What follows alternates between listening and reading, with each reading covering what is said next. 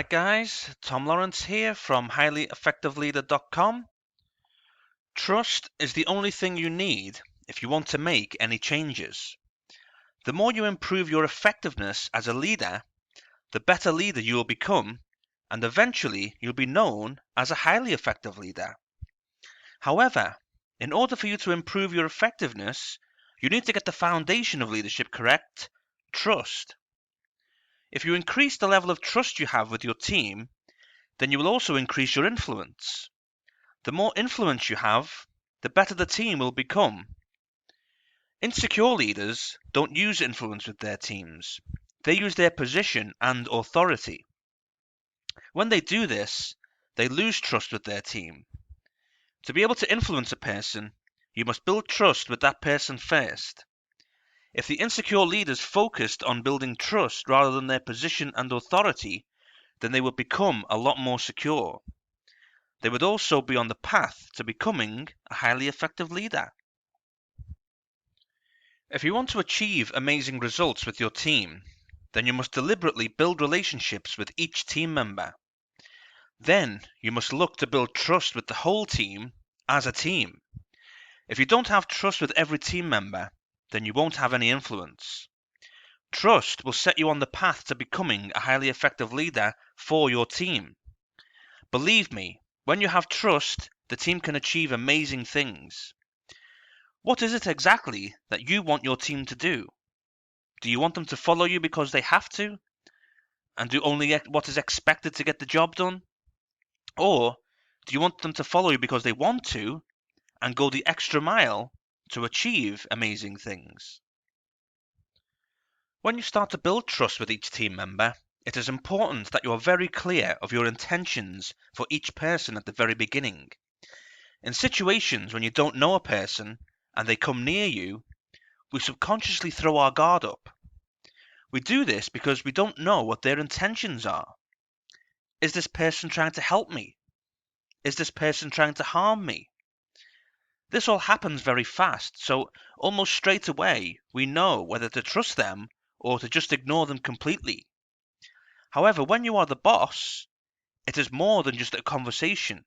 It is a job and a living at stake. So if you want the person to trust you and follow you, they need to fully understand what your intentions are. Your team members' first thoughts about you will be, does this person want to help me? Does this person want to use and manipulate me? Does this person want to motivate me? As you are their leader, you will hopefully want to motivate and inspire your team.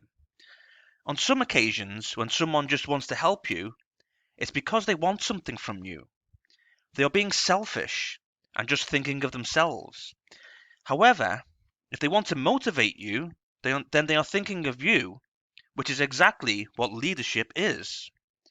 The team member will be able to sense right away if you want to motivate or help them, because they will be able to feel it. If your team member feels that you want to lead them and motivate them, then they will start to trust you because it is for their benefit. When that happens, your influence with them will increase. If your team member feels that you are looking after your own interests, then they will not trust you because you're not thinking of them. When that happens, you will have no influence. I always recommend to people that if you don't trust your boss, then you should leave and move on. But most people won't, because it is just easier to stay where they are and plod along. They will remain unhappy, hate their boss, and hate their job. But the likes of you and me, who want to work on ourselves and develop, we will move on and search for something better. Managers who want to develop themselves will not stand by and be manipulated by their own insecure leaders. That is why these insecure leaders usually lose their best people, because they can't lead them well. Those who stay with the insecure leaders are only interested in one thing: being paid. When they are only interested in pay, they will only do just enough to ensure that they are paid. If they do this every day, then they will become more and more frustrated. As I've asked you earlier in this online course, How Leaders Build Trust, is your boss a servant leader or is he or she looking to be served? If your boss is a servant leader and wants to serve you, do you feel manipulated or motivated by him or her? You will feel motivated. You will feel that your leader wants the best for you and has your interests at heart. So when you feel this, you are going to perform for your leader and your team a lot better. However, if your boss is looking to be served by you, is only looking out for themselves, do you feel manipulated or motivated by him or her? You will feel manipulated, and so will the rest of your team, and you will perform just the bare minimum to get by. Can you see how what I'm sharing in this online course is designed to deliberately help you learn how to build trust with your team and with others? Can you understand the different aspects of what it takes to become a highly effective and servant leader? I hope you can. I want you to take action on what you are learning in this online course so that you eventually become the highly effective leader who knows how to build relationships and build trust. The highly effective leader who knows how to lead your team to success. I want you to take action so that the other highly effective leaders within your organization see you as one of them. Once you can do all of this, you will become a star. It'll be very easy for you to become noticed. That is when your team's performance will go from strength to strength. What I do when I start working with a new team or team member, I am very open from the beginning. I do this so I can build trust with them. I don't wait on it. So I talk about my background and where I've been, but I also talk to them about my weaknesses. I show my vulnerability. I will then let them know that I want to work on my weaknesses and that I'm going to try my best to improve. I do this for the good of the team and for myself. Have you ever had a conversation like that with your boss? I find that talking to team members about my weaknesses brings me down to their level. I am no longer the boss, I am just Tom.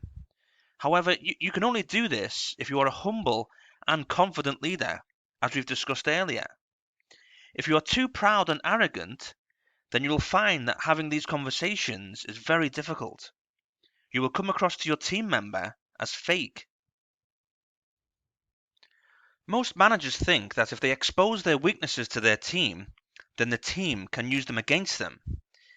That is not true if you do it in the right way. If you explain that you're willing to work on your weaknesses, then you have dropped your guard, and so will they. This is when trust starts to build between you both. What are your boss's weaknesses? Has he or she shared them with you? Even if they haven't, I'm very certain that you know what they are, because they will be obvious. If they haven't told you, that means they don't think they have any weaknesses, which that can cause distrust. Always share your weaknesses with your team and work on them. That is the best way to build trust. Leaders have to be strong, but strength can be seen positively and negatively. To be seen positively, you need trust. To be seen negatively, then you have no trust. So action steps that I would like you to complete following this video. Number 1, deliberately build relationships or strengthen the relationships you already have with your team. Relationships are the beginning of trust. If you strengthen your relationships that you already have, then your level of trust will increase. Remember, without trust, it is impossible to lead or influence your people. Number 2, be open with your team. Whether they are your new or current team, show them your vulnerability by sharing your weaknesses with them. Describe how you are working on your weaknesses to develop them.